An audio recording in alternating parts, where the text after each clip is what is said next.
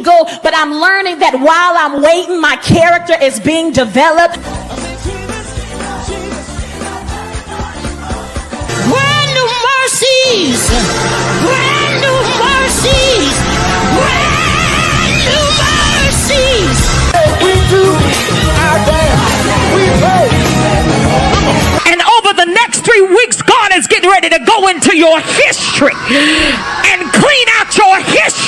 In the great name of Jesus, Father, in the name of Jesus. Come on, everybody, say, I'll be here worshiping last time. I'll be worshiping.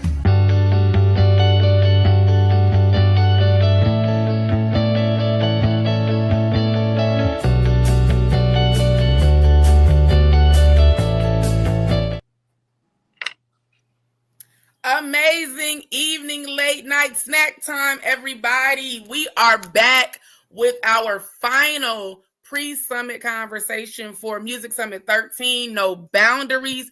We have what I like to title as the GOAT, some amazing guests here with us on tonight. And so I'm going to be real brief with our bios because they're so dope that I'm sure that their knowledge and their tutelage would speak for itself.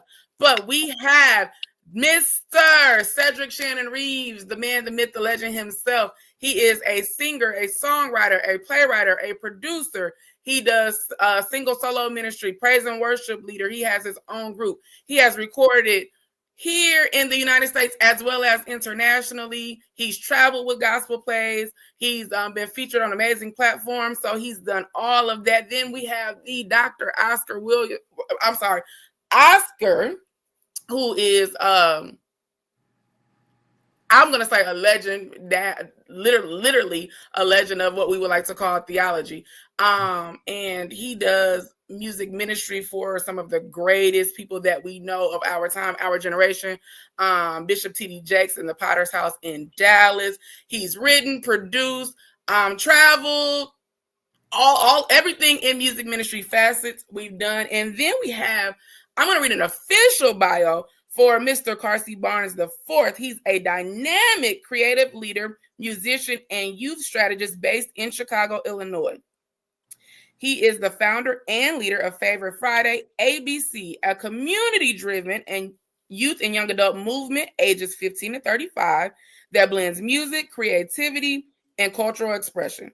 Favorite Friday ABC, established in 2019, is an experience one Friday out of each month designed to create a safe space for youth and young adults to freely express themselves through praise, worship, and the arts. FFABC is comprised of a choir, a dance team, a leadership team, praise and worship collective, media and marketing team, band, hospitality, and security team. So everything with the music ministry. So you can see why we have him on this stage. He's a gifted vocal director, arranger, and recording artist. Barnes is known for his innovative approach to music and his role as a vocal director and organist. He has shared his talents across various platforms, including social media, where he showcases performances and collaborations that highlight his passion for music and community engagement. Barnes is also a husband and father that considers his role in his family's life as his most significant legacy. His commitment to family, faith, music, and community continues to inspire those around him. And of course, we have the host, the brain. Wait a minute, hold on.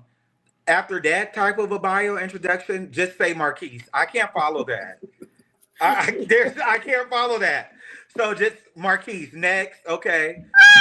No, you start early. I can't. What can you do with that? I can't do nothing with that. Just Marquise. So Marquise, since he's taking over our role, but so we've absolutely heard your bio, and so. But I don't think that it should be shunned because, again, I salute you for being a voice in a generation of our generation to make sure that we operate in music ministry with the spirit of excellence, creating a space where we can get taught and we can get groomed and developed and rebuked and all of that good thing, all of those good things to just make sure that what we do and what we present is just a good sound and a pure sound. So thank you for taking on the challenge to keep our area watered and all that good stuff. So we're not gonna skip past that. We celebrate you on tonight too. Absolutely. So all of this greatness, we're gonna hop right in because we are on some time constraints. So we're gonna hop right in. So Carsey, I'm gonna start with you. Can you please tell us how you got involved in music, age, instruments, how you came up? What was that start like for you? Perfect. So I started in music at a very young age. My family is all involved in music. So originally, I grew up as a drummer. And growing up in the Black Baptist Church in Chicago, my dad being a pastor, my granddaddy was a pastor, his dad was a pastor, all of my uncles on my dad's side were our pastors. So I come from a long lineage of first off, fourth generation Carsey, with my sons also. My son is of the fifth. So I come from a legacy of music. I grew up again playing the drums. I probably started around like 3. My mom would tell you that I grew up playing on pots and pans with spoons and forks and all of those different things, and slowly transitioned from drums to playing keys. Started playing keys around like 14, 15. I'm 29 now. But I since then I've been playing organ, all of those things. So my grandma was our choir director, and so she instilled a lot of stuff early. My mom and dad. My dad was my first person that kind of showed me the ropes was as far as music, because he was a drummer as well. So we that journey started with drums, and like I said, I slowly moved to keys. Then I started directing. And then I started writing music and all of those different things. You know, like in the Baptist church, you know how to do 1,000 things. Mm-hmm. So if somebody didn't show up, it wasn't it ain't gonna happen. Oh, somebody got to get up here and figure it out, type thing. So that's kind of how I got my tools early, growing up in church. And sometimes you was just forced to do stuff. You may not have wanted to do it, but you had no choice. And things are a lot different now. My parents were super hard on me, mm-hmm. especially when it came to music. So if I was gonna commit to it, they was like, "Hey, if you gonna do it, you gotta do it." And so I started taking piano lessons around like 14, and I went for like a year. And the guy was like, "Hey, it ain't nothing else I can teach you. Bye," and just kind of just let me go. And from there, it was just God and YouTube. I'm gonna be honest with y'all. It was God and YouTube, and that's kind of where I got my training as far as different chord progressions and scales and all of those different things. Different notations and all of that. So that's where I kind of started. That was my upbringing as far as music. So it's so funny that every musician has said that they started on the drums and they really didn't have a choice. And then as church kids, we've all talked about you got to learn dual roles in ministry. So it had to go on. We didn't have a choice. It wasn't optional. So listen, I get it. All right, Sid, let's go. How did you get started? What was that like? I got started praising the Lord, and I just kept going. And I won't stop praising the Lord because He's been good to me. And I just figure I'll do what I can do when I can do it, while I can do it while I got breath in my body on tonight. Come on. However He want to use me, that's what I want to do. That's all I want to say. Tell the people, what did you start doing in church? I started singing. And then I went from singing. I made my first album at 19, and I was traveling on the road with a play, Be Careful What You Pray For. Shout out to Shirley Murdoch and David Peaston and nephew Tommy and a bunch of people that I got the opportunity to travel with. And I just started writing, making records, and then I got into songwriting, got a few song placements, and then I started amazing group called the Brothers, and now I'm a worship pastor in Memphis, Tennessee. I'm just encompassing. I've done everything along the way. Wrote, produced plays, productions. I'm Not What I Did started off as a song that I wrote to turn into a stage play, and I'm just really passionate about the arts all the way around. I produce Big Game Gospel. This will be 15 years I've been doing that, bringing in artists from all over the country, watering St. Louis, where I'm from, and that area, and traveling internationally for the last 20 years, just about. Yeah, I'm And in you've this written thing. songs for the Anointed Pace Sisters, Dwayne Woods, Leandria Johnson, Bishop Yes. Paul Morton. Come on, brag on Who them. am I forgetting? The Darwin brothers. Hobbs, Crystal The Rucker. brothers. Crystal Ruckers. Oh, of course, the brothers. And do you have any award nominations? No, I haven't given myself any awards yet, but I'm working on it. What? So why not? I'm working on it. I think I'm gonna do CMI instead of BMI. I'm gonna give a CMI award to myself. And He's starting early. Go. Clearly. CMI. Clearly. Christ Okay, magnified in me. That's what it's gonna be. Ooh, Come on. Hey, I'm on Dr. board. Oscar, how do you follow this? Can I'm you on board. please tell us how you got started in your early upbringing in music ministry? So everybody hates this question, including me, because it's hard to talk about yourself. I would Mhm. rather talk about other people. First of all, Cedric left off a whole bunch of what he does. I've known Cedric. We've been friends half of our lives. We're both from St. Louis. And that's just a smidget of what he does. Above all, Cedric is probably one of the best lyricists of our generation. He writes from a very vulnerable and real place, and his music will outlive him. So I started in high school or in grade school playing, and most of my trajectory has been along the path of education, being trained musically for piano, and then degrees in composition, and then education, and then just along the path, being able to enjoy a career first as a musician and traveling with some artists. Um, you know, Early on traveling with V. Michael McKay for a lot of the stuff that he did when I was real younger, and then transferring from that into songwriting and cutting my teeth there, like we many of us did in my age bracket at the different conferences and conventions, whether it was Koji Convention, National Mhm. Baptist, Dorsey Convention, Gospel Music Workshop, and met a lot of my contemporaries there as we all were trying to just make God's name big, as they say.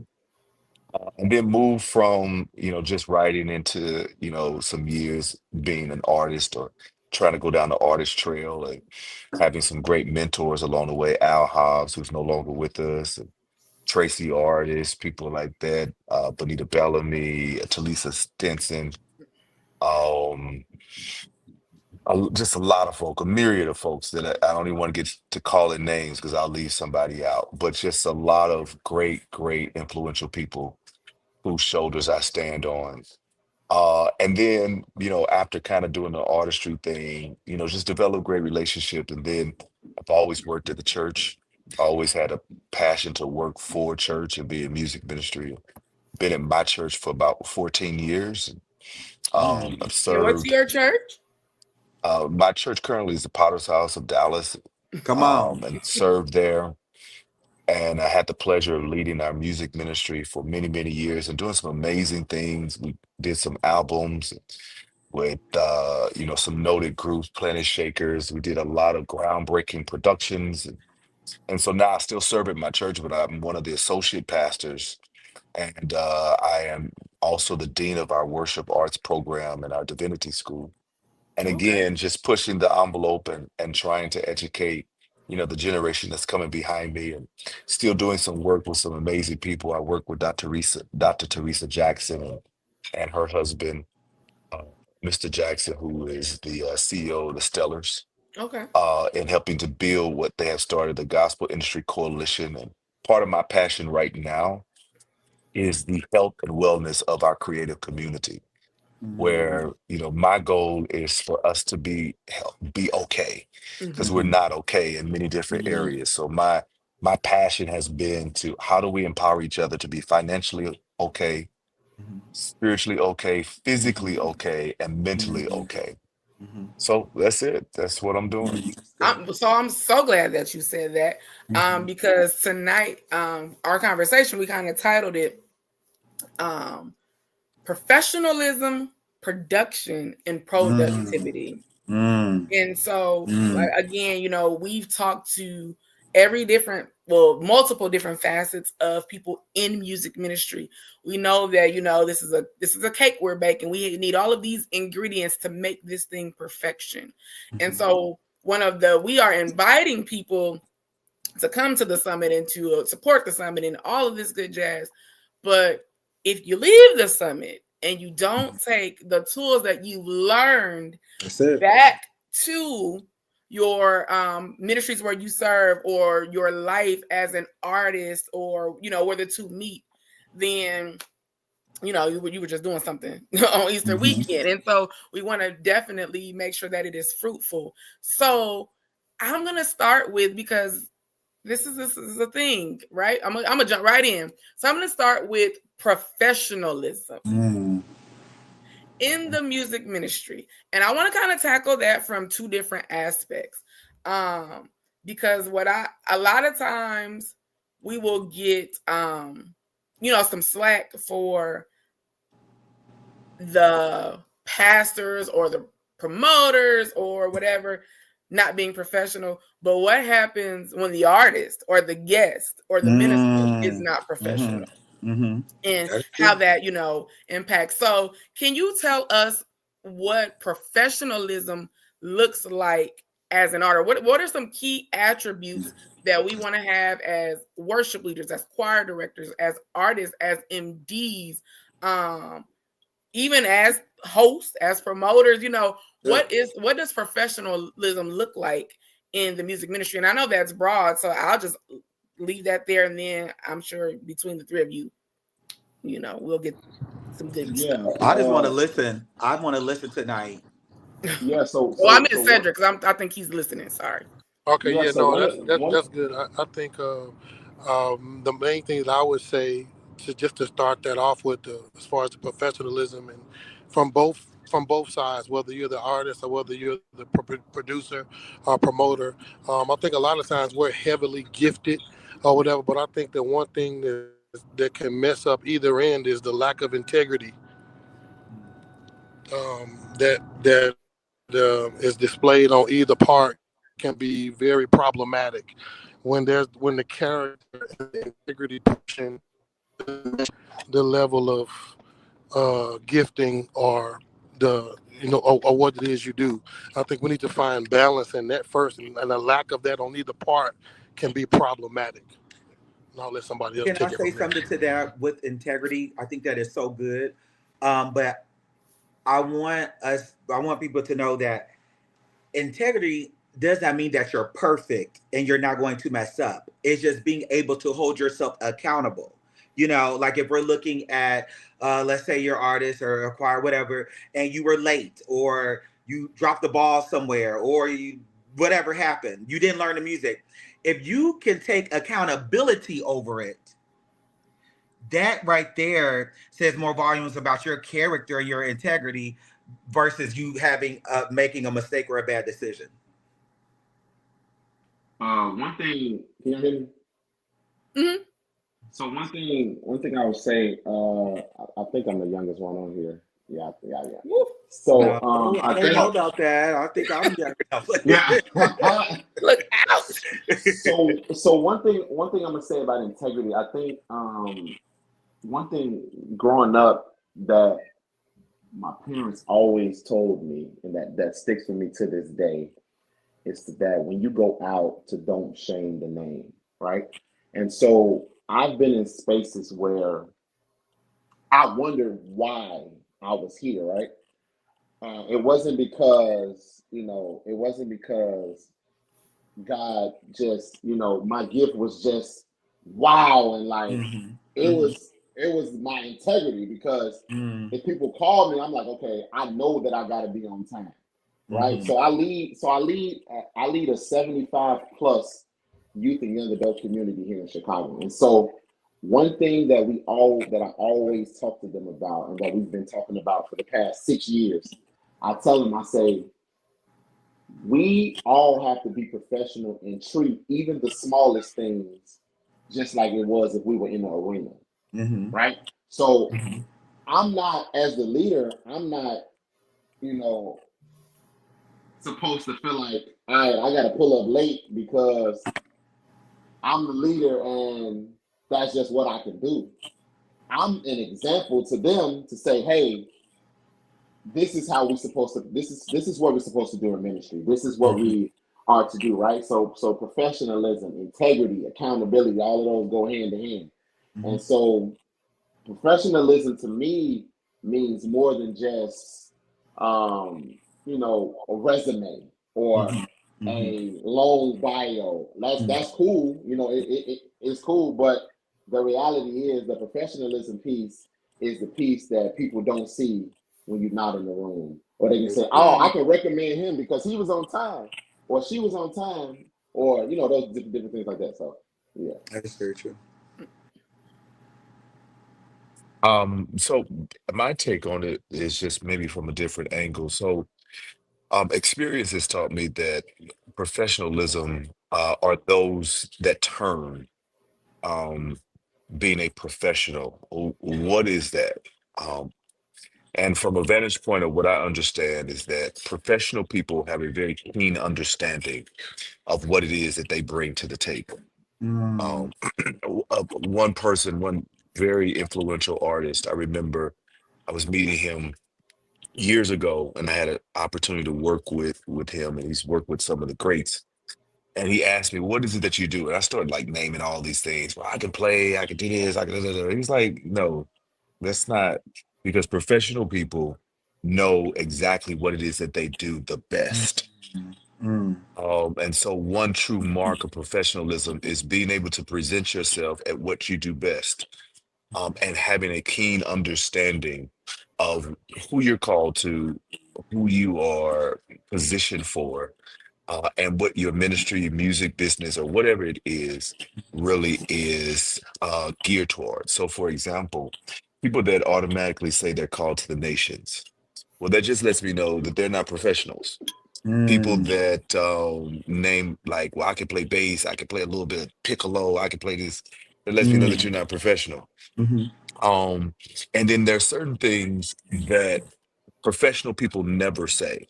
Mm. So, like, professional people never say, "Well, I can be on time." Mm. What Mm. professional is not on time? Like, that's not Mm. a Mhm. flex for professional people.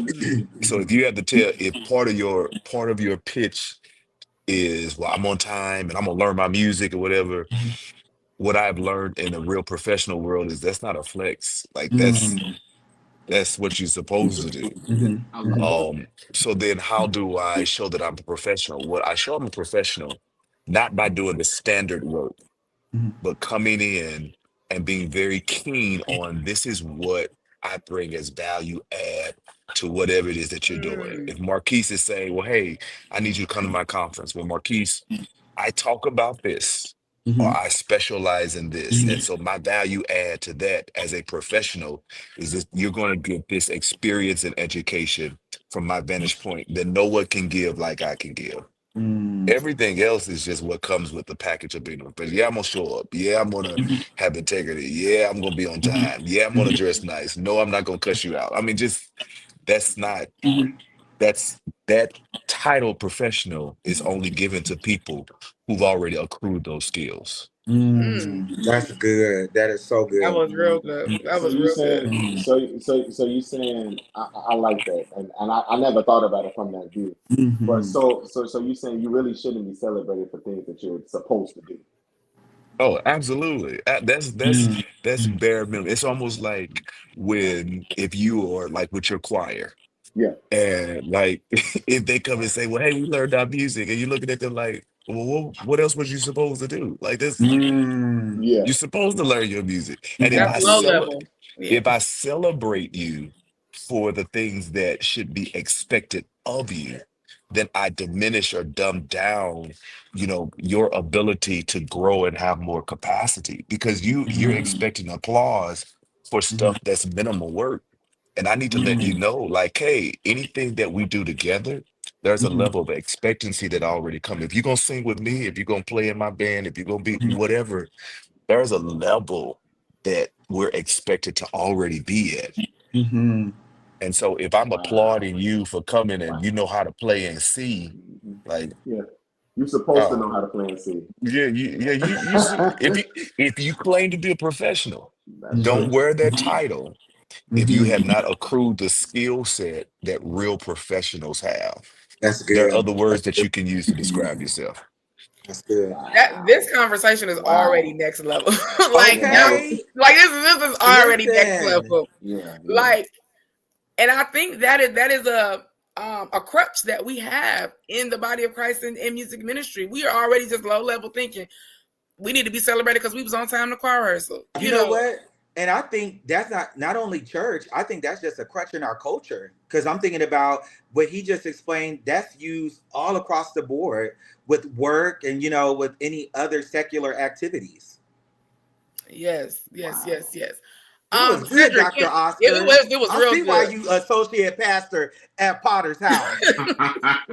Listen, I'm so excited. I'm so full. I'm so excited. Cedric, can you hear me? Maybe he's going. Okay, so let's talk about the difference between the ministry or the skill set or the job title of production versus productivity, because I don't want anybody to think that those two words, in this context have the same meaning. So can you guys elaborate? Like, what's the difference between production and productivity? And I'll let whoever take that one. I'll let the OG go first, and then I'll grab him.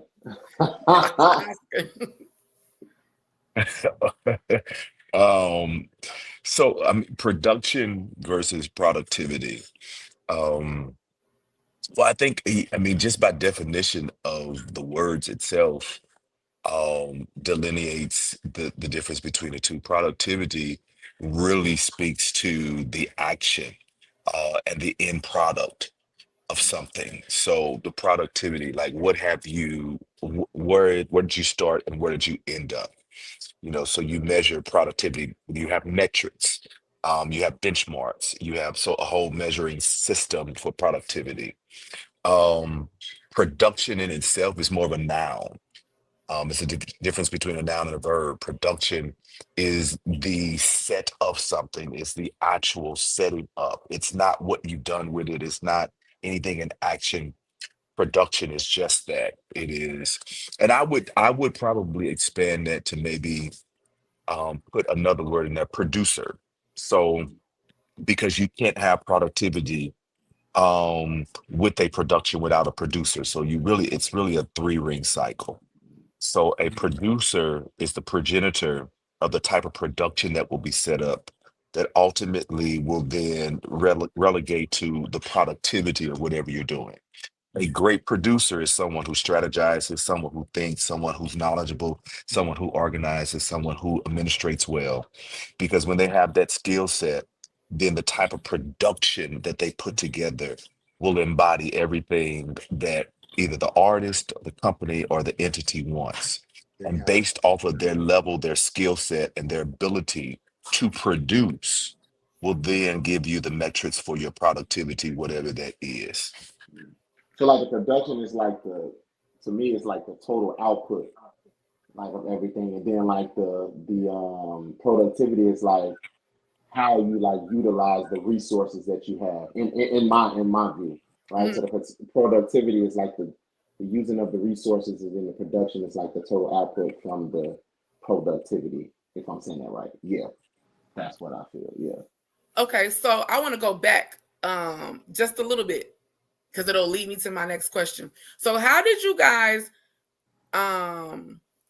go from serving in your local ministries to the life of artistry? Like, what was that transition like? Or what was the reasoning behind it? And then what was it like? Okay, I'll go there. Okay, so one thing I can say, even in my artistry, I never stopped serving my my local church. Even today, when I'm traveling, when I'm out, I'm always making sure home is good, no matter what. So for me, my transition, my transition wasn't the easiest at first, because when you are the pastor's son, and it's almost like you're a part of the driving force of the church. So when you ain't there, and then like I played the organ and all of those different things, and so the organist ain't there. It's like, okay, we got to figure something out, right? And so in the beginning with that change, and when my dad allowed me to say, okay, hey, getting that approval to even go out and do extra stuff, because before, it was a thing where you had to ask your pastor, your leader, before you even went out and did any extracurricular, did anything as far as artistry, right? And so for me, my whole process was like, in the beginning it was shaky, if I can be honest, right? Because when you're gone, it's like, in the Baptist church, it's like, we don't know what to do without you, type thing. And it's like, and I'm not saying that's the best thing. It was almost like we were like handicapped at a certain point, because if you weren't here, we don't have no logic. We don't know what to do. We don't know who to ask, that type of thing. And so slowly as I got older, it was a thing to where, I was starting to get on the road a little more, and I'd be like, hey, and I tell my dad, like, hey, like, and by this time, I'm married, and, things are shifting in my life, right? And so the whole artistry piece really came about in about 2019. And so for me, once I got my choir and those different type of things, that's when, God was like, all right, man, like it was like ample opportunities was like opening up. And so, like I said, it was shaky in the beginning, but I began to, my dad began to understand, like, hey, just make sure that you don't forget what I've already taught you. Don't forget what those tools that I've instilled in you early. And as I mentioned in the beginning, it was the whole thing of the integrity piece, keep your name clean, those type of things. Don't be out here bogus, so that was a thing for me. And so after my dad gave me that talk, it was like, okay, cool, I can breathe now, because I know what I taught you. I know what I instilled in you. And so that portion became smooth in my life. So, yeah. Good stuff. I mean, mine's is probably a little more corner. I just wanted to emulate what I was seeing other people do. I mean, which I think maybe a lot of people go through that identity crisis a lot. There is a fixation with what artistry is and what it is not. And then I think, especially in gospel music, we glorify certain platforms and certain positions where it's really more about getting what we think other people have, versus really following the call of God and the wind of God. And so, if I'm honest, I like probably many other people was like, well, you know what?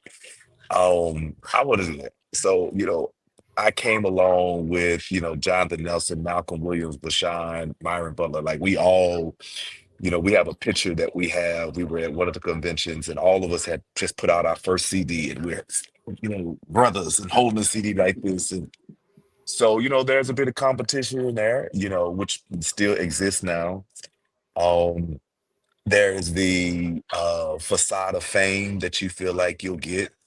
There's the popularity. There's the curse of the applause, where everybody wants to be affirmed by audiences singing your music and knowing your name and signing autographs. So that's really what led me into artistry. I just, I felt like, God had given me something, Mm-hmm. but I really didn't know what that was. I just know what I saw. And I remember Judy Grover. So at the time, she was PR person for Tone. And this is like when Tone first kind of was hitting hard. Shout out to Judy if she's listening. So I remember we were talking after a Tone concert, and she said, "Well, who's your sound? Like, what's your sound?" And I was just naming it. I was like, "Well, I think I'm a little bit of Israel, mixed with a little bit of Fred, mixed with a little." She's like, "Man, go back to the drawing board." She was like, "If you got to name all those people, then you don't have a sound." I was like, "Geez, Louise." Yikes. But she taught me such a valuable lesson. Like, if your sound is a combination of all these other people, you don't have a sound. And you don't know who you are as an artist, and you're probably not called to be an artist. You might just want to sing, and that's okay. Mm-hmm. So the journey of, you know, that's how I got into it. But then I started to ask myself the question of, well, who am I called to? And what is my sound? And if I cannot identify that, then what am I doing? I need to shut up. And I feel like, and this may be harsh, and I say it in love. I think if more people ask themselves that question, we would get less bipolar-ish music. We would get less spasmodic, people spazzing out because they didn't get the desired results that they felt they should, because they put out an album that nobody listened to. And again, and I don't say that disparagingly. I don't say that, to be like, I say it in love, because I think many people are chasing an idea, something that's not real. Part of my mission now is to have real stories with some of these artists. Just tell them the truth. Tell them folk how hard it is. Like, yo, these people that y'all think is rich, that may have gotten all these awards, trust me, they trying to make these ends meet just like you are. So if we stop trying to chase that, and really, and I don't say this to be super deep or super spiritual, but really say, like, God, where's your wind pushing me? Like, that's really, because ultimately at the end of the day, I'm only gonna find peace in doing what you've called me to do. And the minute I reconcile my life to that, I may never have the career like Kirk Franklin, which I had to. I had to realize, like, I'm not gonna be Jonathan Nelson. I'm not gonna be Myron. I'm not gonna be Bashan. I'm not gonna be Deidre Cadden. I'm not gonna be Jason. I'm not gonna be any of them. But I can be something. And let me find my lane. Let me find the audience that I'm called to. Let me, That's so good. and once I do that, I found more peace, solace, comfort, in that I know, like, this is who I'm supposed to be singing to. And if I get an opportunity to go into another lane, I appreciate that opportunity, but I don't try to stay in that season. I don't try to stay over there. That ain't, I got an invite. Now let me get back to my lane, because this is the lane that I'm called to. That's it. So when I say that I wanted the conversation to be natural and to be spirit-led, and I did write down some notes, but you've propelled me into something, because it is so, and I don't say this to be harsh either, it's just so many wimps in the body of Christ. It's so many people who are masking service. It's so many people who feel entitled. Like, and I mean, just being transparent, I've had that moment, like, how come they didn't ask me to come, or how come they didn't ask me to do this? Well, I do this. Why didn't you ask me? And I just recently just had to have a conversation with myself, like, bro, stop trying. If you weren't invited, you weren't invited. And like, that's just that. And it could be the smallest thing. It could be me baking the cake. I bake cakes. Why didn't you? So it's not, like, why didn't, sometimes we get that. Why didn't you feel used? But it's also so many wimps in music ministry. I have seen so many people, you tell them they can't sing a song, they don't want to come back. You tell the musicians not to walk during service, they don't want to come back. It's so, the artists, they get put up late, they don't want to come back. It's so many just small little things that, we understand about. We are talking about professionalism. God bless you, man of But God. can I say something to that though? Can I say, because I Yes. agree with you, but let me just offer another perspective. I think the And I got a question challenge with that too. the But go ahead. challenge that we have especially in our Christian culture is that there is no consistency in anything that in most things that we're doing. So, the examples that you brought are very true examples, but part of the rebuttal of most of those people is that when I see the action, I cannot understand the rhyme of reason of why it was allowed for them and not allowed for me. There's so much bias that we have. And if we're truthful, and I say this with love and respect to all our award shows and stuff like that, if we're truthful, a lot of those things that we're awarding people are just based off preference. It's not, there's no real metric system to say this is really the greatest worship song of 2024. There's no metric system. It's like, this is the person that we really like this year the most. Gotcha. Now, when they say something or do something to make us mad, we ain't gonna like them. Their music gonna be trash, and there's gonna be a whole bunch of people. I never supported them in the first place. I knew, we're fickle like that. So because there is no real metric system for many of the things that we do, we get people who operate in their feelings for this, because it's like, see elevation happening, and there is no God attached to it. It's just that's who you like. So why should I not feel a certain way if you don't invite me? Why should I not feel a certain way if you're holding me to a standard that you don't even hold yourself to? So I think having real conversations in these settings like this to really say, hey, we understand that there's probably a lot of incongruency, especially in these things we call gospel music, Christian music, church, or whatever. We get that. But where do we start to really turn the tide?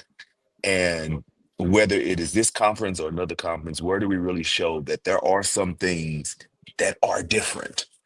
And really be honest and transparent and say, hey, this is what we're trying to do, and this is why we're trying to do. So just want to offer that alternative perspective. Man, that was good. Man, one of my homeboys, man, he offered this to me the other day. He was just like, man, like, offense is a choice, right? And so for me, I know you brought up the whole side of the WIMP portion, right? WIMPs and ministry, all of that, right? And so for me, and some of y'all may, you may relate to this, but like when I was coming up, like it was super duper hard, right? It was hard for me to play the drums because the older guys was on the drums. So guess what I had to do? I had to wait, right? So I waited a long time, right? And then if I got on and missed the beat, when my grandmother was the director, guess what she did? She told me to get up. And so a lot of that stuff, I still, so it taught me early to, man up. And, when it's your opportunity, you either seize the opportunity or get out the way, that type of thing. So, and I don't say that, to offend nobody, but that type of thing was just how I was raised. That's how I was pushed. That's what made me want to go get better. So if I got kicked off one day, you best believe by the next rehearsal, I wasn't going to get kicked off the next rehearsal. And so for me, that was one of those things that kind of trained and kind of taught me and pushed me to where I am now, And so, like you mentioned, man, you were talking about the whole piece around, I ain't just slip my mind that fast, but whatever, I'll come back to it. But yeah, so that's what I have to offer. Yeah. Okay, so because I want to come back to that, because I want y'all to be as transparent, of course, as you want to be, but I'm going to ask a question to follow up with that. But I'm kind of bouncing around, so I want to go back to this professionalism piece. So I'm going to throw out a scenario because we do have one thing when Marquise and I, Javon and I kind of talked. we were just talking about just things that we kind of missed in the segments. And so we were talking about artistry. And so I'm gonna throw out some scenarios, and I want you guys to maybe elaborate if you've had this experience and then how you navigated that. And then we'll come back because I want to hear some stories about joys and heartaches, right? So, can we talk about assistance? Because we had some instances, right? So it's a good topic. Can we talk about how sometimes management, assistants, booking managers, they can drop the ball, but the artist takes the hit because we know their name. So for example, if the artist missed the flight because management gave them the wrong time, then a lot of times we're bashing the artist. But can we talk about maybe if you've had that experience where management, assistants, whatever, they've not been so kind, they've dropped the ball, mistakes. How did you navigate that, and what should that look like? If you have been an assistant, if you've been a manager, or if you guys have managers that help you, like, what should that look like? What would that scenario be? And anybody can take that.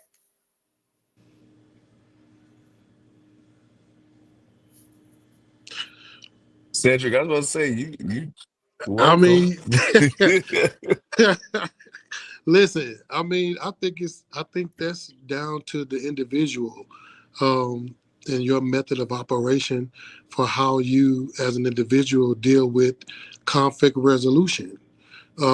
Sometimes, if you're mature and you been around and you have a little wisdom at how to navigate those moments, they can do better. Sometimes if you're immature, it could get petty really quickly. And you have some problems and some issues where it could damage relationships when communication is not there. So I would say, just as one of the most important things for any relationship is communication. I would be open and I would be honest, and I would try to use as much wisdom to address whatever the assistant did or didn't do, especially if you have personal relationship with the artist itself, but you're trying to do business and follow protocol and all of the things that go along with those things, just to respect their chain of command, if you will. But if the ball is dropped, I think you should be mature. I think you should use wisdom and just address people the way you would want to be addressed.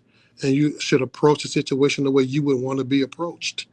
And I think with that method, you can get to the bottom of it without damaging relationships.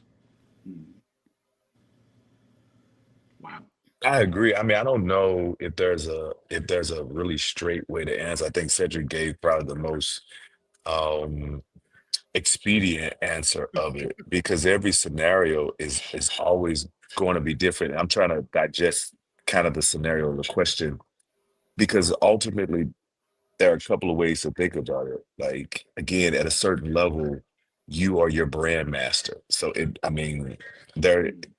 there sometimes there's no excuse for an organization. Like, if somebody gets Oprah,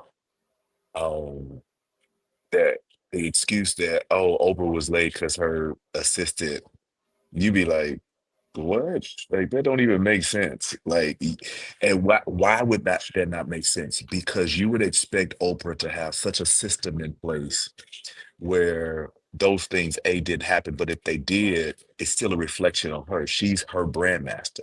So down from Oprah to Opal, the gospel singer in Shubuli, Mississippi, it's the same. You got to operate at that same standard. That if you're not garnering enough engagement, then I don't think you should have an assistant or a manager. Like, if they're not really calling it, like, you're not that busy, having a manager, having an assistant is more about you boosting your profile than what you really, really need, because you're building your brand. So you need to have your fingerprint on it all. So you're not that busy, take the call. I mean, book the flight. Like, you're not, again, and if you are, then you should have the type of system that's really already set up to where those things, again, it goes back to that P word, professional, like those things, that's standard. Like, what do you mean you got the wrong date? Because a true professional would have started this conversation with you, would have had a email chain, would have had paperwork, would have confirmation. So I don't understand, how did we get a wrong date? What is that? And then at the same time, for artists, again, every scenario is different. Like, of course, we hear horror stories. Well, that artist is mean and they didn't sign whatever. You don't have no idea about what kind of hell that artist had to deal with in terms of talking to the venue or the promoter or whoever it was. So there's some conversation. Everybody's going to see it their way. Everybody's going to have their own opinion of how they said it. But at the end of the day, if we're talking directly to artists or people in that ilk, you are your own manager. You're your own brand manager. So whatever it is that you want people to know about you, you have to take control of that narrative and fight to make sure that that is what is known about your name. Yeah, and I like to piggyback on what Oscar said too about the whole, like the whole management situation, and I think that goes back to the professional piece as well, because sometimes we think us having a manager makes us professional, because just to be able to say I have this, but you don't need a manager if you don't have anything to manage. You need to have enough going on that needs managing to have a manager. Otherwise, I agree with what he's saying, because I think that's another thing that we do to make us look like something that we are not. And I think that just being, conscious about that, because for one, you're going to lose money, number one, because you're putting more hands in the pot. Anything I can do for myself, I do it. You know what I'm saying? So like, and if it gets to the point where I can't, then I need somebody else to come in, that's another twofold street. But I think that that's another thing that we do with professionalism and the productivity of where you want to go or why you want to get a manager. I feel like a lot of us are busy, but we're not productive. You can be busy and productive. I'm just doing a lot of stuff, but I don't have a real focus.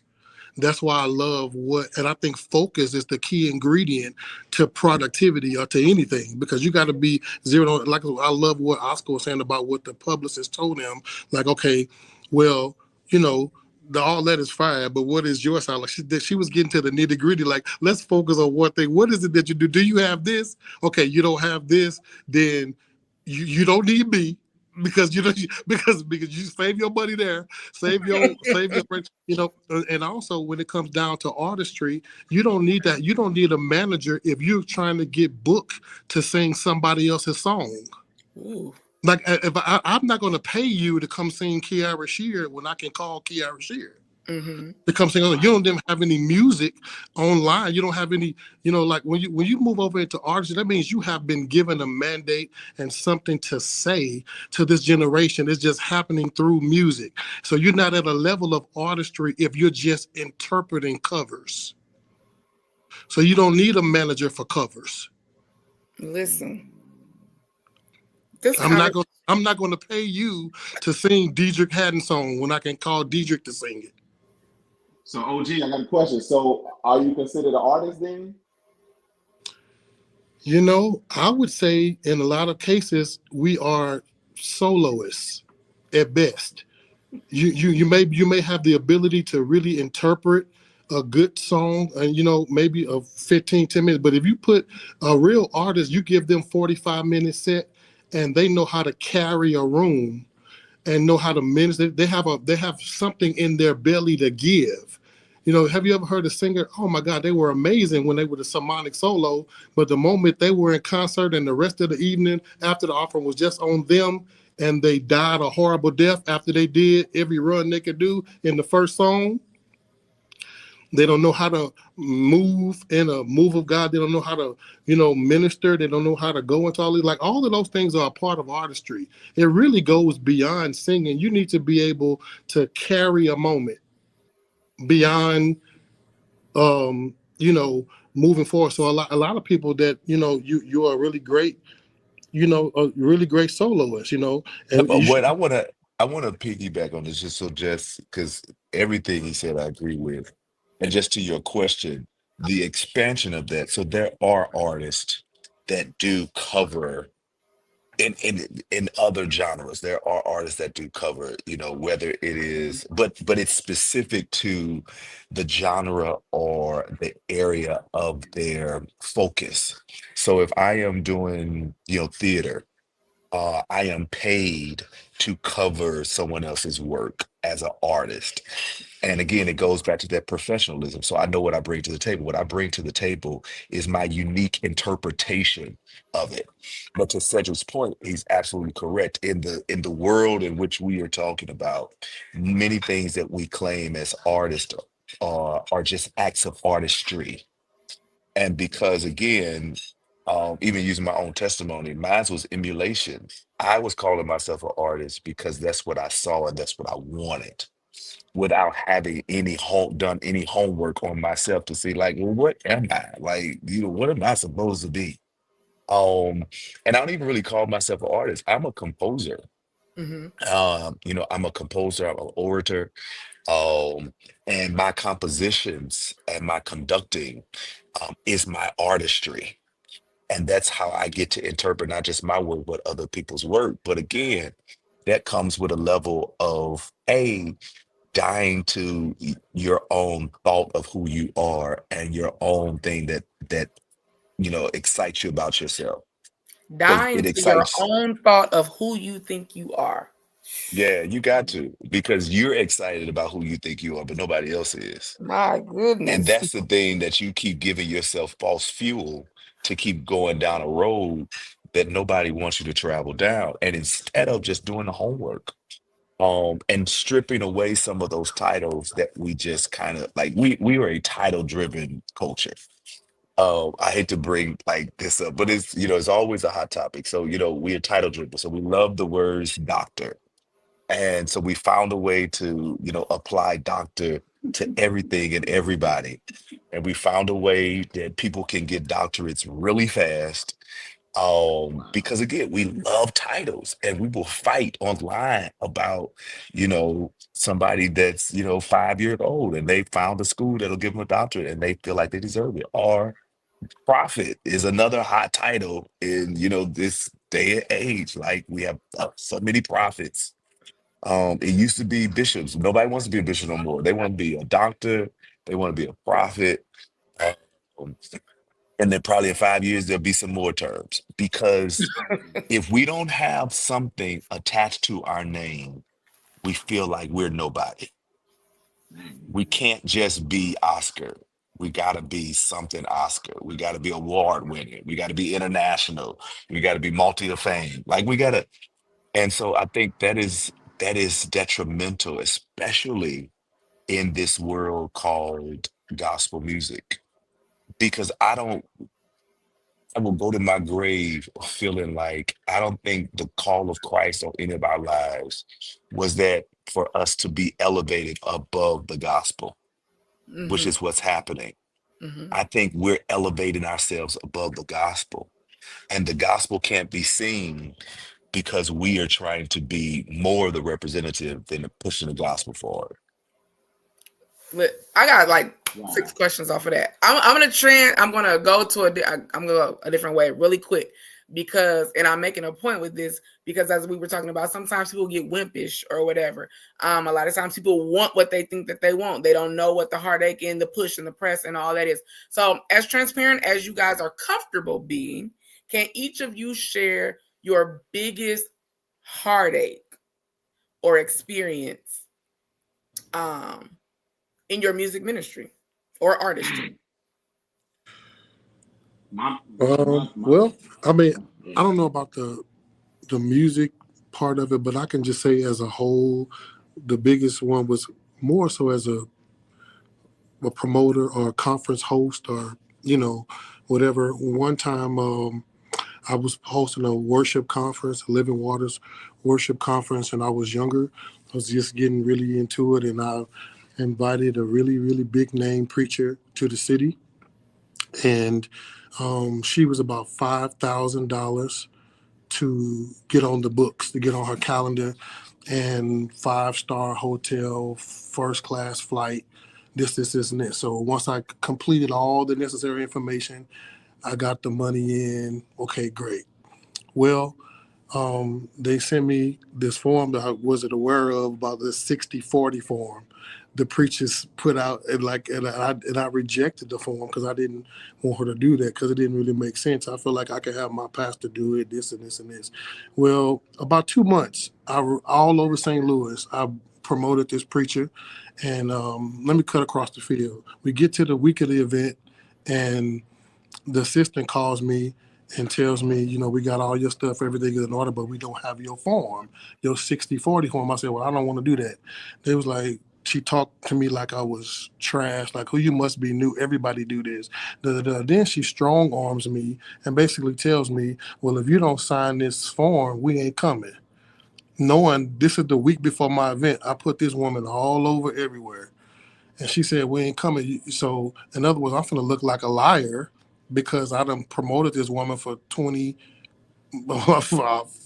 months. Mm-hmm. And now I'm sitting in a position where, so basically I ended up signing the form because I didn't have enough maturity at the time, my reputation. I didn't want to look like I was false advertising. Mm-hmm. And so she come here, she made about $15,000 for about an hour's worth of work, left me in a hole. Her assistant, talked to me crazy, disrespected me. They ran up the hotel food bill to $600 or $700. They was only there one night. It was just, and I was crushed behind this experience. I mean, it left me broken because I was like admiring this person. I'm thinking, and then my experience when I got to the behind the scenes was this is how folks will do. They basically knew that I would look like a fool and I was going to sign it because I didn't want to do this. So that's why they told me 1 week out, well, if you don't do this, we're going to do this. So they manipulated me and they used me and they left me in the name of ministry, in the name of service, in the name of whatever. Now, if they would have met the Cedric of today, when she would ask me, I would have told her, where her assistant and everybody else traveling with them can go, and I would have helped them get there. Even if I would have had to get up, and I would have got up in front of all those people that came into her said person, I would have told them the truth, and I worried about what I would have looked like. But that was a crushing experience for me, and it changed my outlook, and it grew me up really fast. Mm-hmm. And so what became your standard after that? Well, my standard, it took me a long time because I didn't want to do it anymore after that. Y'all be careful how y'all handle people. You don't know. People be on breaking points. No. Yeah, I didn't want to do it for a while. I eventually did do it again, but my passion, at that point was broken for it altogether. So it wasn't I wasn't trying to learn anything in that moment. I was trying to recover. Right. from being wounded. Yeah. From feeling disrespected and feeling like nothing at the hands of what we consider generals in this industry, in this field, and all of this kind of stuff. So that was the most crushing thing I think to date that I had ever experienced, that I had to recover from. Hey, Yolanda, this is your producer. We forgot to get the name of that artist. Can you get that name, please? Go on, man. I'm just kidding. Okay, I'm gonna go back in the background. Never mind. I'll text it to you. Hey, Reverend Books, professionalism, production, and productivity is tonight's topic. Okay, Carsey, I see that you were jumping in there. Go ahead and share your experience. I think my experience was, it was just a general statement. My experience was expecting people to love my vision like I love my vision. And so when I started my youth movement, um, I first experienced night, man, I was so heartbroken because I had an expectation. I'm like, man, like I invited all these people. I'm looking at this audience, where everybody at? And I'm like, man, like the guests taking up majority of the space. So where the people at?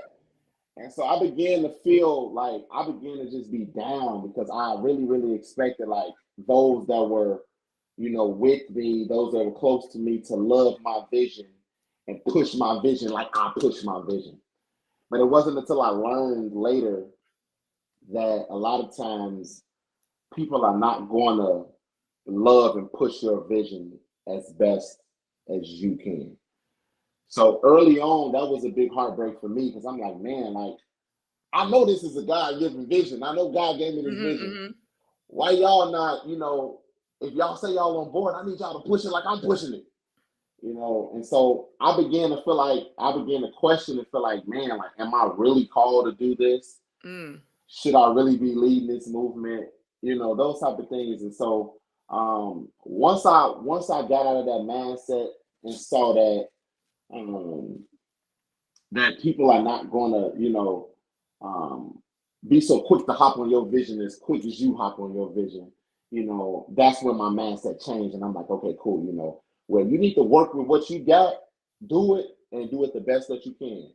And so that was kind of mine. And that's I had to just realign my thinking process, my whole thought process around, me leading this movement and all of those different things. So yeah, that was one of the heartbreaks that I had early on for sure. Yep. Thank you. Dr. Oscar? I've had many. As Andre Croucher said, I've had many tears and sorrows. I mean, one of the ones, and Cedric was there, because Cedric used to sing in my group. We had just finished our demo project, and when I first put it out, I mean, people loved it, caught the attention of it, had some great songs on there. And again, I was still trying to figure out who I was as an artist. At that time, I was like, I'm probably gonna be the next Kirk Franklin. And people that loved me would affirm that. They were like, you're gonna be this. Da, da, da, da. So I remember at the time, Bobby Jones was still doing his artist retreats, and I was at the artist retreat in Vegas. And Al Hobbs had taken the demo, and we were playing it for the then execs at Sony. Sony had just opened up a music gospel division, and so we were playing in the car, and Tara Grizz McGee was like, "Oh my God, this is great! This is great!" So her and Joseph Burney flew down to St. Louis. I was living in St. Louis at the time. And so we put on this showcase, or what I thought was a showcase. I didn't know how to do showcases. I was just a church kid, with some other church kids and love to sing. So we had on our all white, like it was Pentecost Sunday or something. And we was just, and the whole city came out. Like St. Louis really came out. And everybody was like, oh man, like, Sony, this is gonna be big. Like you finna make it. And so like a week had passed, and then another week had passed, and I hit Al. I was like, yo, so like, when they gonna sign us? Like, he's like, well, I've been calling them, but they ain't calling back. I was like, okay, so 3 weeks, and I think a month had passed. And so he finally said, well, he said, I talked to them and they said, you don't have it. And it crushed me. And I was like, what is it? Like, because everybody around me, my family, friends, my city, had told me like this was it. Like, every prophecy that you can name, all of that. So when he said that's what they said, I didn't know how to digest that. Well, fast forward, that was the same year that Sony had signed Ty Tribbett. And Ty Tribbett did a showcase at the Gospel Music Workshop. I'll never forget, I was standing there, and Ty like demolished the place. Like, and I stood there saying, if that's it, I'll never have that. Like I don't even know how to do it. I don't even know how to do that. I don't even, he had started off with the band and he had tricked everybody to make it seem like they were playing tracks from the back, but it was actually the band playing. Mm. And like, I mean, this is early Ty Tribbett, Braves Production, Ty production. Tribbett. Like this was, oh, we ain't never seen nothing like this before. And I was standing next to a friend of mine, and I was almost in tears. I was like, if Mhm. that's what it is, I should quit now. I'll never, ever have that. I don't even know how to do that. And she tried her best to affirm me in that moment. But I remember it took a while to bounce back from that because, again, not knowing how to really find out who I was, I was guilty of that spirit of comparison and it almost crushed me. But it was good because I had to really, really and truly, Ty had it. And Mhm. that's really what it is. That's what it looks like for that world, for Mhm. that space. And it wasn't until years later that I was even able to be comfortable with what my it is. And I want to just, I mean, to your question, where did it position me? Um, it made me search for what my it is. And when I found my it, then I can firmly say, can't nobody beat me being it Mhm. in my Mhm. world. Mhm. And that's what I would convey to the audience that's listening. Like, you may not have somebody else's it. And that may crush you because you may really want it. You may really want to get on stage and just have the finesse that Pastor Mike Jr. has, or have the province of a Tasha Cobbs Leonard, or any of that. I get it. But you do have something.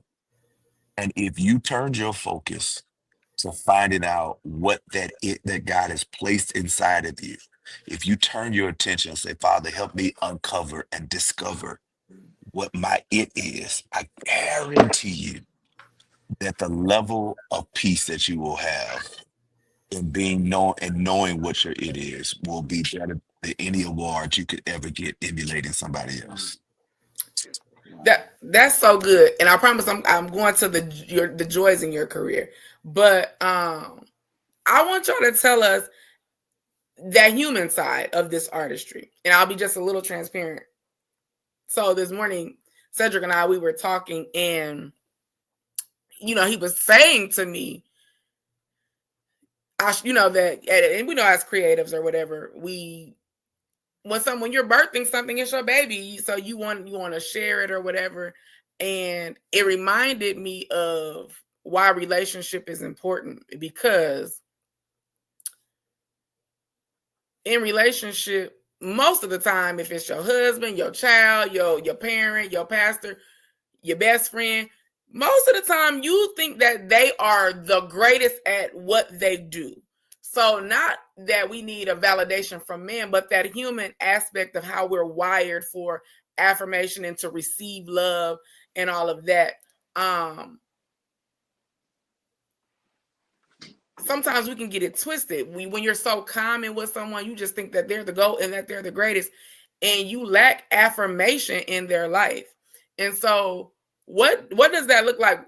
What does he share with people what that looks like, if as a creative, when you're sharing something that you're creating, of course we understand, God's approval, but what are some ways that we can affirm creatives in ministry, because there's still that human piece? So what does that look like? Because I think in those spaces, especially in relationships, you can feel unsupported by people, but on the flip side, that person thinks that you're the greatest. So you thinking, because I showed up to your concert, I'm supporting you, but that might not be what the support looks like for the individual. So Carson, you were shaking your head. I'm gonna let you jump in on that one. I think it kind of goes back to what I was talking about, that whole thing of just expecting people to just love your vision more than you. I'm if that is like, if your whole reasoning and your why is to please people, you're always going to be hurt. right? And so, in the sense of, how can I say this? Like, in the sense of, like, if you have an event and somebody says to you that I don't think you should do that event. But no, God told me that I should, this is what I'm supposed to be doing. This is what I should do. Right. And I've had people, like, if I can be transparent, I've had people say stuff like that to me, like, hey, I don't know if you should do that. I don't know if you should do that. We had an event, God moves in the event, and it's oh man, bro, keep going, man. Keep going. You got it. Keep going. Let me know. I'm here if you need me. But before, you was just like, don't do this. Right. And so for me, it's just that thing of not being in this to seek the applause and the approval of people. That's not why I do what I do. The human side of it is that everybody likes to hear that they're doing a good job sometimes. Everybody likes to hear that, right? And so, like, for instance, the people in my community, all 75 plus, I try to make sure to affirm them sometimes, like, hey, you're doing a good job. Keep going, right? As opposed to, and that's the human side of us. We want to hear that sometimes. But if that's what thrives and that's what pushes you to keep going, it's probably not the industry or something that you should be doing. Because that's not why I'm in this. I'm not in this for somebody to say, all right, Carson, yeah, man, you killing the game. You doing this, bro. Nah, that's not why I'm doing this. I'm doing this because I know that I have an assignment from God, and I knew this a long time ago, and so I'm now in the assignment, carrying out the assignment that He's already given me. So I think I know for me, in relationship, reciprocity is a thing, right? And so I think that it is very fair for those that you are in relationship with to affirm you. Absolutely, I think that's more than fair, and not that it has to be expected. But it should be, because that's the point of relationship, right? And so when we speak to the human side, and Cedric, you can have I say that finger. When we speak to the human side of it, though, what could that look like? Because we don't know what the creative, what the artist, we don't know what challenges they face. So like, what could we do to be supported? Because I think that is one of the points of relationship. Go ahead, Cedric. Okay, because you asked a question within a question within a question within a question. Well, because I'm trying to keep up with you. I'm trying to keep up with you, but I think that sometimes we give too much weight to the wrong voice. Wow. And I think that is what you're talking about. For me, is reserved for covenant relationships. I don't just randomly share my personal heart, my vision, my whatever with just anybody, or just randomly. It's almost like, and even with the people that I'm in covenant with, I still think there's a need to be led by who or what and when you share it. And I think that that's a discernment thing that you need to have in place when you are talking about your baby, your vision, your whatever it is, because I think putting that in the wrong hands, we you say out of your mouth so that you hear whatever it is, whatever you hear paints a picture in your mind, right? So you get this picture up here because of what you heard, and it came out of what somebody said. So whoever's speaking into you, whoever you given that ability to even support you, or the privilege that it takes to support you in those things, you need to be wise with who and what and how you share those type of things with, because it needs to be somebody who is able to speak life into you when you're not able to speak it into yourself. And I think sometimes we get so caught up, sometimes just by trying to be accepted by people. We'll throw stuff out there, and some people are just, maybe they're emotional that day, maybe they, whatever, but they'll start saying some stuff and have you second guessing what God said.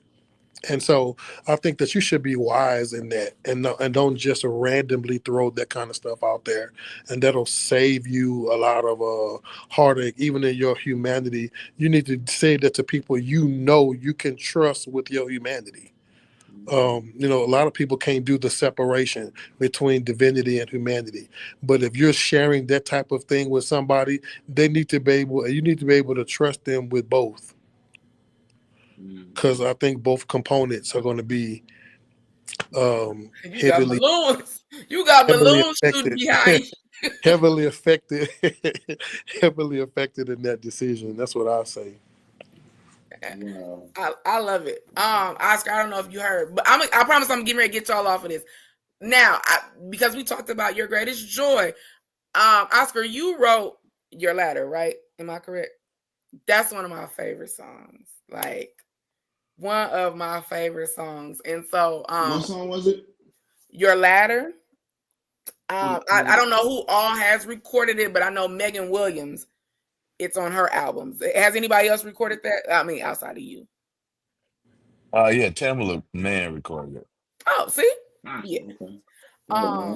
So that kind of No, Tamala did. Karen Clark She Sheard. did all of the Karen Clark. Yeah, Karen Clark Clark did. Sheard recorded. Yeah. Okay.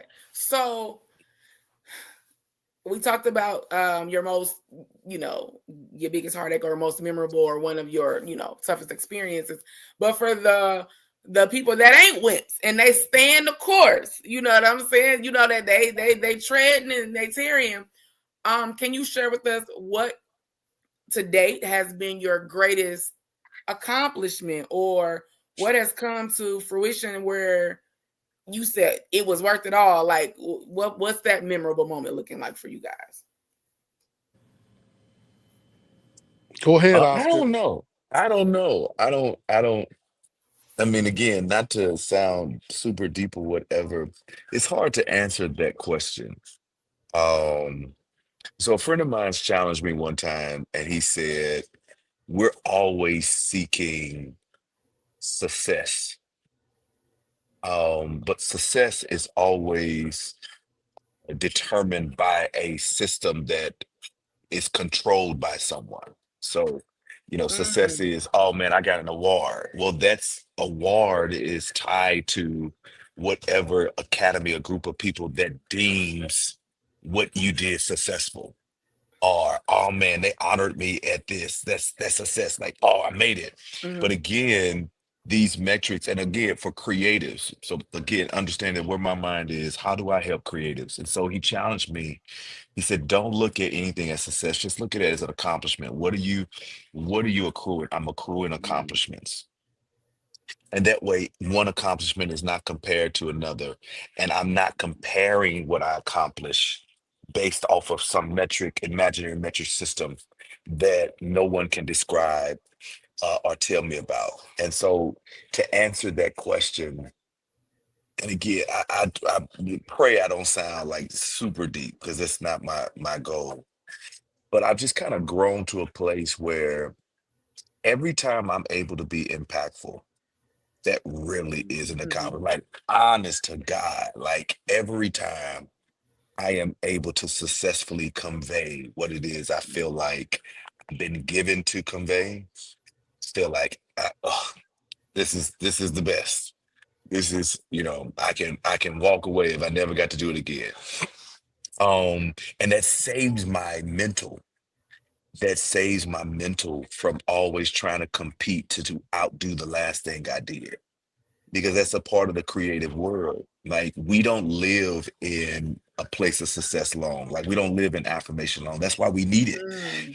That's why we clamor for a stage. Because the last time they clap for you will never be enough. The last good job will never suffice in a week. And so that's why creatives go really high highs and really low lows, because whatever that thing that's deficient in us from the fall is steadily craving an external and fleshly affirmation. It's always clamoring for that. I think it's one of the reasons why even Paul instructs us that you got to die daily, not just from sin, but die to that thing that keeps one to be excited about you. Die to that thing that keeps one to get applauded. Die to that thing that you keep wanting people to notice that you did well. You got to die to that, because if you don't, that thing will give you the wrong type of fuel and motivation, and you will do whatever it takes to get that. It is I know this wasn't so much your question. Hey, but listen, but, I'm but back to the thing that but you need applauded. but That's so good. yeah, you got to because we all see people that we know, and if we're honest, we see people online or social media that we know that we all like. Somebody ought to tell them they look foolish. Like I hate when I see people that die, and then you read the person's post and it's all about, oh, I remember when I saw them on the side of the road and I helped them out, and I gave them a ride, and now they're no longer here. What they got to do with them? Like what? How do you keep inserting yourself? Because people like that, and all of us have to die to that thing that keeps wanting to be fed. It's one of my favorite musicals.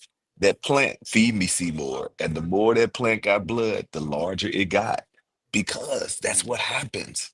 And so I try to, for my own mental, for my own sake, try to not look at, man, oh, what have I just try to say, man, thank you, God, for letting me have impact. And then when it gets really bad, I say, this is the trick I tell myself when I feel myself going down that road. I say, one day, none of this is gonna matter. One day, all of this is gonna fade away. Like every time I feel like I should have gotten an award or I should have got noticed, and that thing inside of me, that humanity inside of me gets a little bruised, my spirit man quickly reminds myself, one day, all of y'all gonna be standing before the king, and he's not gonna be measuring awards. He's not gonna be counting stellars. He's not gonna be counting Grammy nods. He ain't gonna be doing none of that. He's gonna say, "Did you do what it is I told you to do?" Well, I'm gonna give you That's it. I'm gonna give you the short answer for me. First of all, I want to thank Oscar for that therapy session because I just got a breakthrough myself out of that. Oh no. I guess I'll share it to you. Am I back? You're back. Yep. No. Yeah, you back. Yeah. Okay. Yeah, I can't hear y'all, so Okay. it'll come back. So anyway, basically, yeah. But for me, honestly, it's like that answer, but it's different. I'm gonna just say it the way I processed it. When I like the greatest moment or whatever how you phrase the question was for me was when I was able to experience those accomplishments as they came. But the moment I made it to a place as I was accomplishing different things, well, when the low would come after the high, whenever I got to the next low, the first low I got to where I didn't lose my mind, where I had true peace, I knew I had accomplished something. Mm. Because I think that the true measure of what happens is when you have such a high, and when you're intoxicated and drunk off of that, but you don't have enough wisdom and reality to be at peace with the journey as you go through life. I think the moment I was able to manage when I got to that next low and I was all right and I was really at peace, I was straight. I knew then that I could make it through anything and I can make it through, whatever. So, so it's like I don't just get to be on the mountaintop with God. Sometimes I got to suffer with him in the valley. And it's just as much of a blessing knowing him and getting to know him in the fellowship of suffering as it was when I was up on the mountaintop. So when I didn't define my identity based upon my accomplishment and I didn't let other people do that to me, then I don't think I could get any higher than that.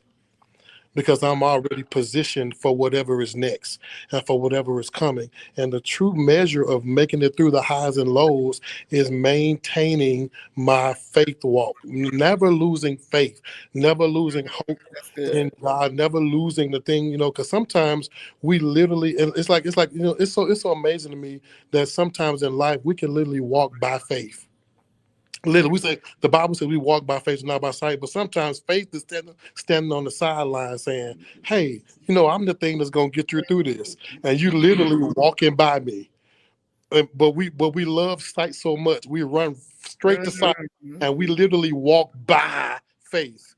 we pass it by, knowing that that's the thing that's going to sustain us. Yolanda, if me and you've been friends for a long 20+ years, right? If I see you in Las Vegas at the next conference and I walk walk past you like I don't know you, you're gonna be like, "Hey, say what's going on?" Oh, Like, you didn't see me. you see me right here. That's the way faith is. Sometimes faith is like, I'm the thing that you need the most. I'm the one that's gonna get you through. I'm the one that's gonna carry you to the next level. And you just walking by me like you don't need, because you so addicted to sight. You so gung ho about going by what you see. So it says we walk by faith and not by sight, but we do obviously the opposite. And so I said that to say that in those valley experiences, if I lose faith and I lose my mind when I hit that low, I haven't mastered the journey of what I'm being called to, the journey that I'm on. If I go on television show right now, let's say I'll go on Sunday Best right now. I'm just using this as an example. Instantly, millions of people would know my name. You know what I'm saying? But if I'm not prepared for 2 months later when the next season start and they forgot about me, Right. and they're not looking for me no more. They're not calling my name. Ain't nobody booking me no more. That my hot season ended quicker than what my 15 minutes didn't last. Then it's those lows that that are sustained. So the fact that I'm content in my accomplishments, and I'm content when I'm in between my accomplishments, I don't think I could get any higher than that. That's good. That was a whole. You just preached the message. That's a whole nother. We're gonna have to book another show. Garcy. I want to first applaud all of everyone what has already been said from the OGs, but I think the joy or high for me is just knowing knowing that the youth that I'm leading are impacting, and they feel that the space that they're in is a safe space. I don't got nothing super deep, but I think that right there, right now, for me, that's a joy for me. Mm-hmm. Them even saying to me like, "Hey, I want to be a part of this." It means they could be a part of anything else. So for me, that's a joy for them to say, "Hey, this is my safe space." So now for me, it's like, okay, cool. How do we continue to keep this space safe so that I don't feel like, if I share this, it'll be all over the media, that type of thing. So that right now is my joy in what I'm doing. Yeah, and I want to say that to Carsey, man, that is so amazing. And I don't ever, not that you did, but I just want to encourage you to reiterate it. Don't ever minimize what you were doing. The fact that God trusts you enough, I don't care if it was 7 young people, that you get to mold and shape the minds of the next generation is so huge. It's so big that God's giving you that mandate, and that 75 young folks in Chicago see enough God in you to want to follow you. I think is remarkable. Appreciate that. Thank you. I think that's remarkable. Mm-hmm. I think that's remarkable. I think that's, we say, oh yeah, this isn't all that. And you're doing it on a daily day, but you're doing life with these kids beyond the song and doing that. That's a major, major responsibility. And I just want to encourage you to never underestimate the power of your pour. What you are doing is going to accomplish more than a lot of people may ever see in a lifetime. What you've done already at 29 is already far superseded what people may ever do in life. So, brother, kudos to you in that. Is this Day in the Life of a Preacher's Wife? Is that Megan Boone? Yeah, that's my sister. Oh, hey! Yeah, that's my sister. Duh! Now it makes sense. That's my sister. Duh. No, I definitely. As soon as you say young people, I'm like, yeah. Okay, so you guys have been great. I don't even want to. It's so good. Like this. It needed to end this way. So I have one more question, but before I go to my question, I want everybody to make registration will close in 1 hour online. You can register at the door tomorrow, but there are a lot of perks that you won't get. Music Summit 13, No Boundaries, will start tomorrow, August 17th in Springfield, Illinois, at the Crown Plaza Hotel. You can go get your tickets at musicsummit13.com. This is for the singer, the artist, the worship leader, the choir director, the MD, the musician, the drummer, the worshiper, the congregant, where you have an atmosphere and environment where you can come and participate in worship, as well as you have the classes where you can, get your craft. Rejuvenation, restoration. Like Cedric said, he had a situation. I didn't want to do it no more. So it's so many different facets of what we do in music ministry. And if you think that you are doing ministry great, that's great too. So just come and get watered. We want everybody to be there. It's, again, musicsummit13.com. If you have any questions, you can inbox myself, Marquise, Jadon, Nicole, all of the staff, anybody that you see all over social media. We have an amazing lineup. Cedric and I laugh all the time because we always talk about those names. But yes, we have an amazing lineup. I don't even want to start naming people because you all have seen the flyer and you know that it is amazing people that are here to share their craft. So my last question for these amazing gentlemen is going to be, what do you do to fuel your fire? What tools, how is your iron sharpened? And then why should people be at Music Summit 13?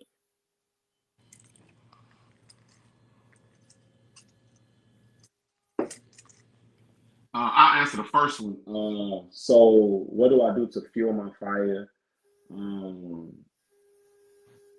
Daily chatting with God.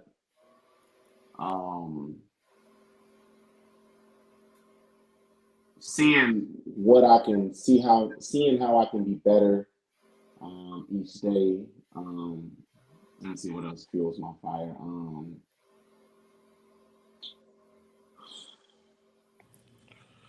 Just getting fresh visions that fuels me, right? That fuels me. And like I said, just staying connected with God. That's my source. That's my source, and I know that'll always be my source. But that right now is like my fuel. That pushes me to be better. And then I have some amazing people in my corner: my wife, my siblings, my parents. Those are people that are very close to me and very dear to me that help push me to where God wants me to be. So those are the ones that's my fuel right now. My kids, I look at my son and my daughter, and every time I get up and I'm just like, okay, I got to make it happen for them. Mm-hmm. So that's my fuel. That's my fuel today. Yeah. Well, I think it goes hand in hand with what you said. I think the Music Summit 13, I think people need to be there. It's an opportunity to expand their capacity for knowledge, wisdom, and networking. I think from the lineup, one of the things that I think we don't do is encourage people to really, really be in the place where it's happening. We have grown to be such a virtual culture Mm-hmm. that there's something special about being present in the place. Like there are some things that will only happen with those that are in the room, and to be able to experience it. So I want to reiterate what you have already said to the community that's listening, that if it is possible, make plans to be at this summit, to be a part of history making, because one day people are going to look back and say, man, you all remember the conference that used to happen in Springfield. Y'all remember who used to come. Y'all remember whatever. And to be able to be a part of that history in the right now making. That's also stuff that fuels our fire. Like we're fueled by information. I want to encourage people that are listening to really go past the standard level that's set. Knowledge in this day and age has been dumbed down so much. We are fascinated with artificial intelligence that really does the thinking for us. And I was talking to a young man who is a young producer who was telling me how he uses AI just for his music. And he never thought about this concept I shared with him, that the innate ability to be creative gets doled down when you rely solely on someone else's intelligence to feed you ideas. And when your benchmark for success is how you can take somebody else's idea and expand on it, then you have done a disservice to yourself. So I want to encourage those that are listening to really, really force yourself to develop every skill that you feel like God has placed on the inside of you, and to challenge yourself to keep your tools sharp, because you never know when you're going to need them. I love it. And we will not be doing any virtual streaming. Like it is intentional for you to be in the place, and then for there to be a freedom in what is taught, what is said, and how we respond to the service too. So you won't be any memes or clips or viral moments from this, because we will not be doing any live streaming. Yeah, I would just say, invest in yourself. Do something different. Try something different. This has been, I think you should come to the summit, first of all, because Marquise is literally, he's really a genius. I would say like a kingdom genius, but I think just in general, he's just he's just that guy when it comes to being able to encompass all of these things. And he has the wherewithal, the anointing, the relationships. He has the influence to not only put this together, but pull it off, which is not an easy thing to do.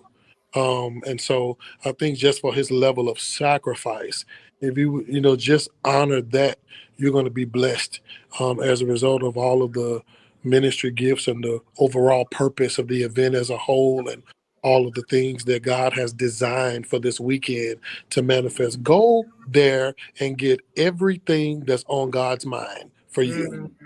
There's some things that was written in the pages of life before the foundations of the world were even laid, that he had already predestined for you to receive. Don't leave there without getting everything that was on his mind, that was on the page, that you're supposed to get out of this summit. It make every sacrifice worth it. Make every tear. Maybe, Marquise had to cry. I don't know, Marquise is a larger than life person, but I'm telling you, as somebody that does this thing, sometimes when nobody's looking, there's some warfare, there's some things that there's a cost associated to it beyond the financial cost. There is another cost that people have to pay to bring this type of substance to you. Take advantage of what God has allowed to happen through him, and be there like a sponge, and take it back to your ministries, take it back to your churches, take it back to your communities, to your own groups, take it back to your life, to your ministry, your personal aspirations, your dreams, your hopes. I think that this is going to be 3 days of fueling that's going to literally inspire folks to walk in the fullness of who God said they are. And that's why you don't need to miss Music Summit 13. That was it. Get in the room, y'all. Get there. Get in the room. In fairness, Carsey, can you please tell us if you have any upcoming engagements, any new music, and where we can find your current work, and what streaming platforms you guys use? Okay. Yeah, so my youth and young adult community is actually celebrating 6 years on next week, April 25th and April 27th. Hold on, y'all. There it is. Can you see me? The Yes. devil don't want you to tell us the That's news. the news. My Tell God. me the news. I'm sorry. Here we go. Here we go. Fell over. Mm. All right. Hold on. Loose here. Loose. Loose here. All right. Can y'all see me? Yes. All right. So we do have some song. We do have music out.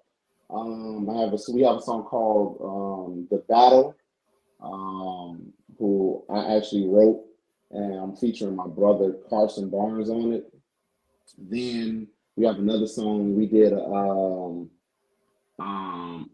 rendition of "Fire" by Gabriel Hardiman and Delegation. So we redid it a couple years back.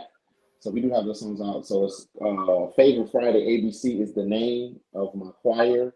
And yeah, again, we'll be celebrating 6 years, and yeah, that's us. So you can find us on my social media is actually at Carsey Barnes IV. So it's Carsey Barnes the fourth at Carsey Barnes IV, and then my youth community social media is at Favored Friday ABC. Congratulations on 6 years. Thank you. Thank you. Sam, Okay. what Well, for me, I will be playing the banjo. you know what? This Friday. You just gotta act. Come on. Everybody to meet me at BB King's down here on Bill Street in Memphis, Tennessee. I'm going to mix a little worship in there. No, but I have a new album coming out later this year, a new single that's about to drop in the summer. I just finished recording it, and I'm really excited about it. This is another, I believe, another deposit I'm going to make in the earth. I'm going to release it, get it out of me, and I hope that it's going to bless you guys, and it's coming really, really soon, and you'll see some advertisements from social media pushes or whatever, so take it out. Also support Cedric Chandler Reeves and the Brothers. Go on iTunes and get all of our records that are on there, and as well as the other records, and all the new music is coming. That's it for me. Thank you. Oscar? Same. I'll be with Cedric at Bill and BB King. What's wrong with you? Playing the violin. I got to charge more money now. Right, you got to cover my $600 hotel bill and $15,000 honorarium. So please don't eat that many crab legs. Who does that? That's Yeah. So I mean, feel free. Oscar Worldwide is my handle. So whether it's on Spotify, YouTube, Facebook, Instagram, or Threads, you can find me. Just type in Oscar Worldwide, and I'll show up. Apple Music as well, Oscar Worldwide. Would love to hear from you and encourage you along life's journey. Thank you. This has been most fruitful, most helpful. I am grateful. I am indebted. I will be there to show up and support and to share and push music and all of that. So I hope and I pray that everybody has been blessed. Again, Music Summit 13, No Boundaries. This is not the 13th consecutive year, but the 13th year of Music Summit. So musicsummit13.com. Registration is going to be closing here in 45 minutes.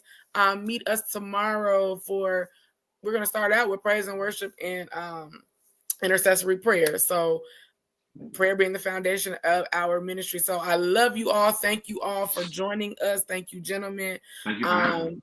Everybody, please, if you tuned in and you got some amazing nuggets, please like and share this. We love you all. Thank you again. Everybody have a great night. Good night.